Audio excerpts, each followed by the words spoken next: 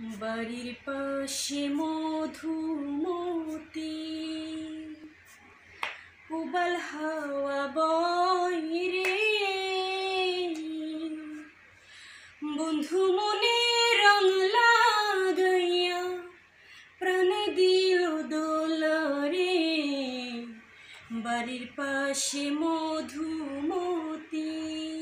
Actually আমি কিন্তু গান ফার্স্ট টাইম গাচ্ছি, শুরু করেছি গান, তো আশা করছি ভালো লাগবে না।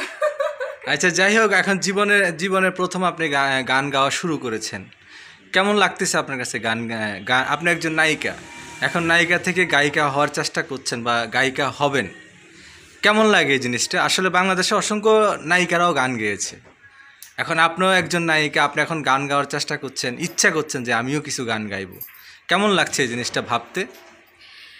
ভালোই লাগছে।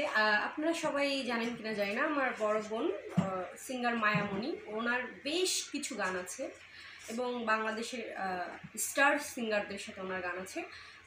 আসিফ আকবর ভাইয়ার সাথে গান আছে, এফ এ সুমন ভাইয়ের সাথে গান আছে, অনেক অনেক স্টারের সাথে গান আছে আপুর।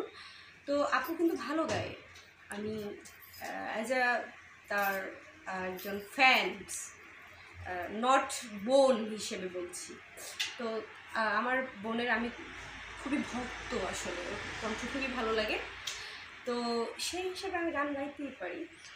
ঠিক আছে, আপনি এখন গান গাইতেই পারেন, গান আশা করি আপনার কণ্ঠ যারা শুনবে, এখন আপনি তো গান গেয়েছেন, যারা শুনবে তারা অবশ্যই আপনাকে সাপোর্টই দিবে, কারণ নায়িকা থেকে গায়িকা বাংলাদেশে অসংখ্য নায়িকাই হয়েছে, কিন্তু আপনিও চেষ্টা করছেন, এটা খারাপের কিছু না, প্রতিভা বিকাশ করা মানুষের সবারই মন চায়, তা আপনারও মন চাইছে, এটা খারাপের কিছু না। এখন বিষয় হলো যে আপনাদের সামনে সিনেমা রিলিজ হচ্ছে।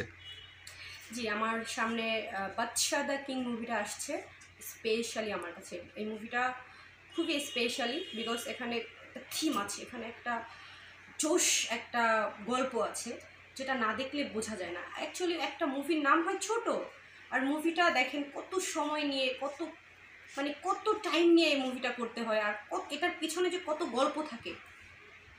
তো মুভির নাম শুনেই মুভিটা জাজ করা অবশ্যই যাবে না, মুভিটা দেখে তারপর বোঝা যাবে যে মুভিটার মধ্যে কি রয়েছে। তো আমি আশা রাখছি আমার মুভিটা সবার কাছে ভালো লাগবে। আপনার সাথে কো আর্টিস্ট কে ছিল আপনার হিরো হিসাবে?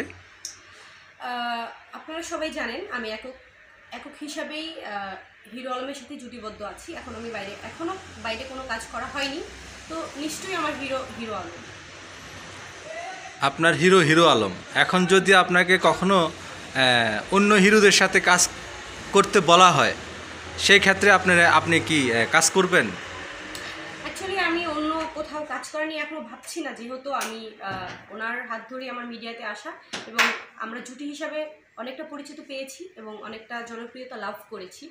তো জুটিটা অ্যাকচুয়ালি ভাঙতে চাচ্ছি না, আমরা দুজনে একসাথে কাজ করছি, এটা নিয়েই এখন আছি। ইতিমধ্যে আপনাদের এই জুটি নিয়ে কয়টা সিনেমা কমপ্লিট হয়েছে যেগুলো দর্শক দেখতে পাবে? ইতিমধ্যে 2টা মুভি কমপ্লিট হয়ে গিয়েছে এবং সামনে আমরা আরও মুভি নিয়ে কাজ করছি।